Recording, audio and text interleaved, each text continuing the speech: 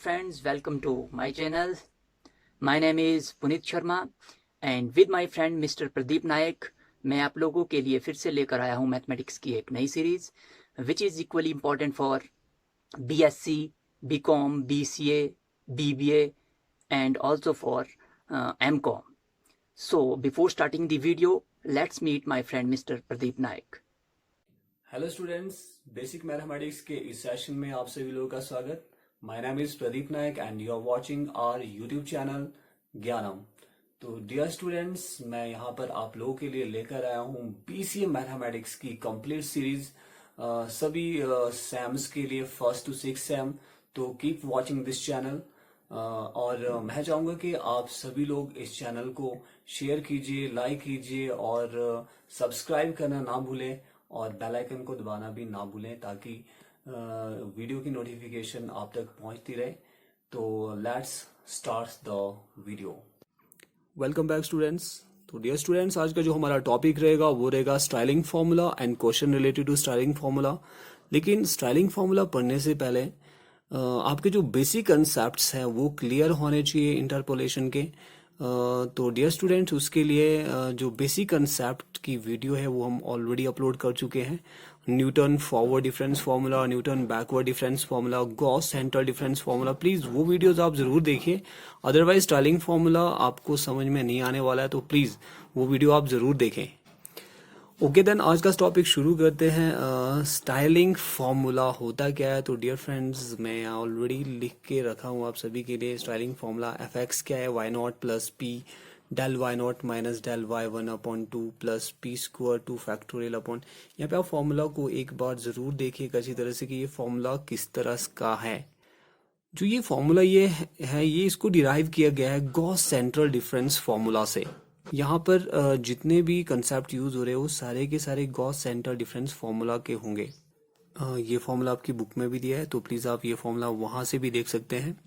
Now difference which are used in the Stirling formula. Stirling formula में जो difference use हुए वो कौन से होते हैं?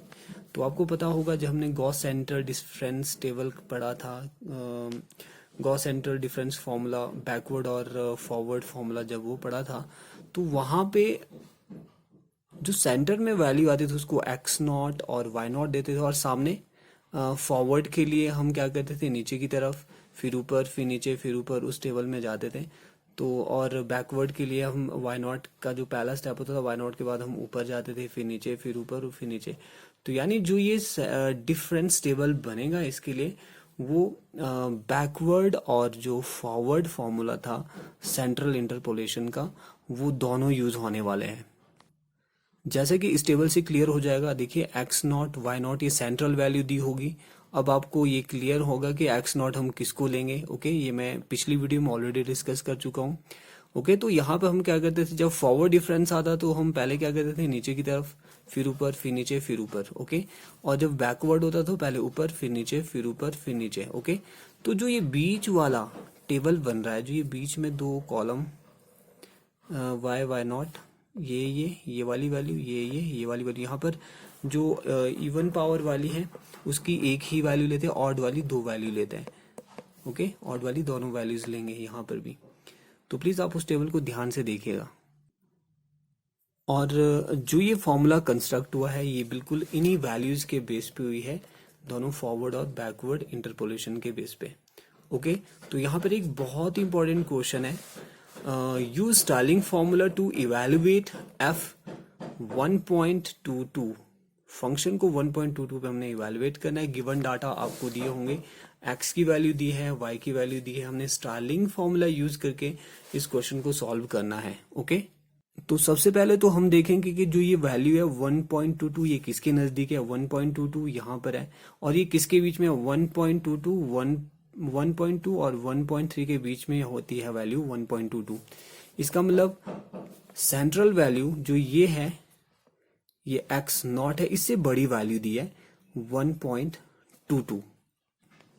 अगर हम Gauss central difference formula use करते तो कौन सा करते हैं यहाँ पे, क्योंकि 1.2 और 1.3 के बीच में वैल्यू दी है, इट मीन्स हम जो x वैल्यू लेते हैं वो 1.22 लेते हैं और यहाँ पे Gauss forward difference formula use करते. बट हमने ये क्वेश्चन किसके बेस पे करना है, स्टाइलिंग फार्मूला के बेस पे।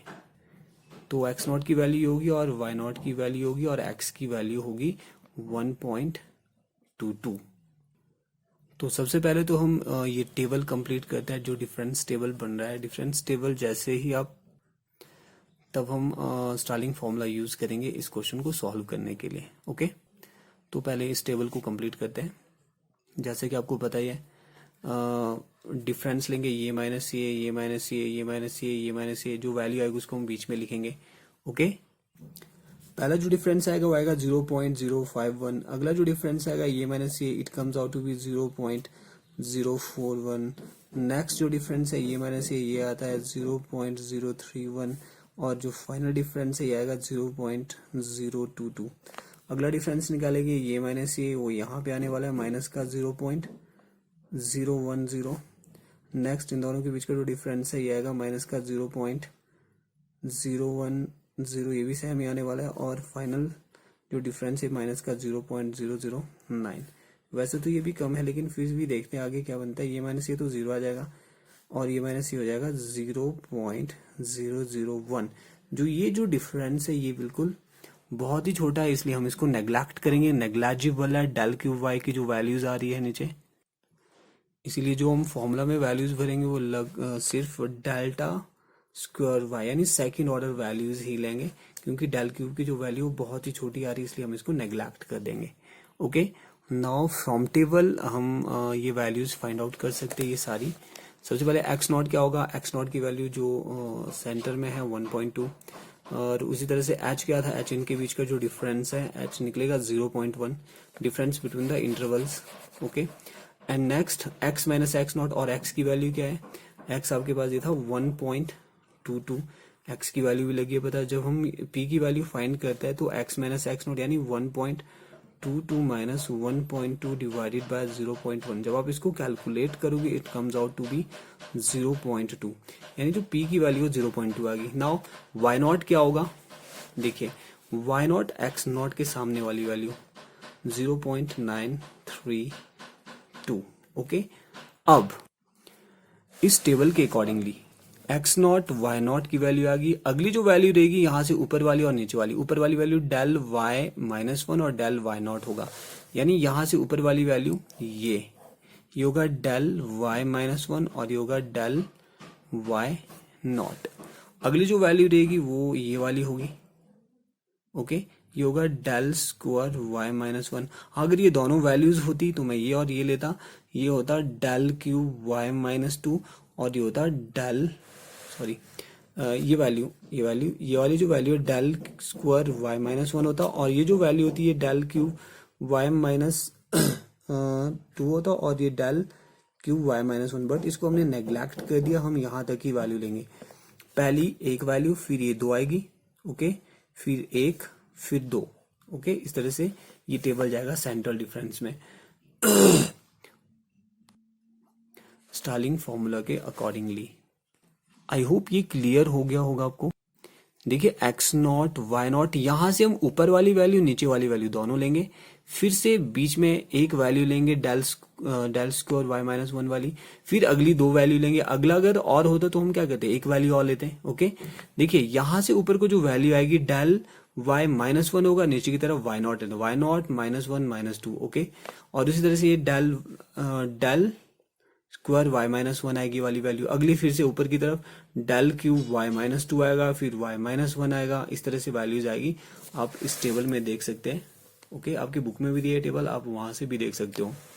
ओके, नेक्स्ट ये सारी वैल्यूज हम यहाँ पे लिखेंगे। डेल वाई नॉट की जो वैल्यू आ रही है, डेल वाई नॉट आ रहा है 0.031, और डेल वाई -1, जो डेल वाई -1 ऊपर वाले 0.041 आ रहा है यहाँ पे। ओके, नेक्स्ट है डेल क्यूब वाई -1, जो डेल क्यूब वाई -1 है ये माइनस का 0.010 ये वैल्यू आ रही है। और जो डेल क्यूब वाई -2 है ये 0 आ रहा है, इसको हमने नेग्लेक्ट कर दिया। और del cube -1 del cube Y -1 इसकी वैल्यू भी हमने नेग्लेक्ट कर दी, इसलिए हम ये नहीं लिखेंगे। नाउ जैसे आपको ये सारी वैल्यूज पता लगी, now we use Stirling formula. तो हम इस फॉर्मूला को सिर्फ यहाँ तक ही यूज करेंगे, क्योंकि डेल की पावर जो 3 है उसको हमने नेग्लेक्ट कर दिया था, इसलिए हम यहाँ से आगे नहीं जाएंगे। तो जहां तक आपको हाईएस्ट ऑर्डर लग रहा है पता, जो जहां तक टेबल में हमने वैल्यू निकाली है, okay. Now F of x की जो वैल्यू थी वो थी 1.22, ओके, इक्वल्स टू, क्योंकि अब हमें सारी वैल्यूज पता है। वाई नॉट की वैल्यू थी हमने जो पीछे वैल्यूज निकाली थी वो वैल्यू हम सारी की सारी हम यहाँ पे पुट करेंगे। वाई नॉट की वैल्यू आई थी 0.932, ओके, यहाँ पे पुट कर दो, प्लस पी की वैल्यू आई थी 0.2, ओके।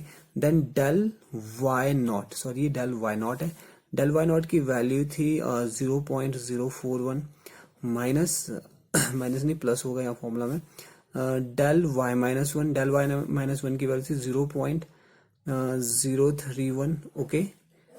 ये सारी वैल्यू आपको टेबल से पता लग जाएगी, प्लस पी की वैल्यू फिर से 0.2 का square upon 2, plus del Y nought की वैल्यू थी minus, del Y minus one की वैल्यू थी माइनस का 0.010, ओके।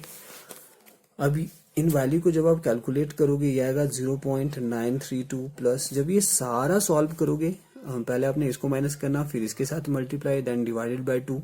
आप कैलकुलेटर का यूज कर सकते हैं यहाँ पे। जैसे आप कैलकुलेटर से इसको सॉल्व करोगे, ये देखना आपके पास लगभग इतना आएगा, एंड देन फाइनली जो लास्ट वैल्यू ये लगभग 0.002 आएगी, एंड फाइनल रिजल्ट जो आएगा वो आएगा 0.939। ये आंसर है, यानी फंक्शन ऑफ जो वैल्यू ऑफ फंक्शन ऑफ 1.22 ये लगभग आपके पास इतना आ जाएगा, ओके। तो एफ जब हमने फंक्शन में वैल्यू भरी, एक्स की वैल्यू आपको फाइंड करना था कि एफ ऑफ 1.22, ओके, तो वाई नॉट की वैल्यू जितनी ये सारी वैल्यूज है हमने यहाँ पे भर दी, इसको कैलकुलेट किया, फाइनल रिजल्ट आपके पास इतना आता है। तो इस तरह से स्टार्लिंग फॉर्मूला से हमने जो रिजल्ट है वो फाइनल रिजल्ट फाइंड आउट कर दिया है। तो आई होप आपको ये जो सॉल्यूशन है समझ में आ गया होगा स्टार्लिंग फॉर्मूला से रिलेटेड।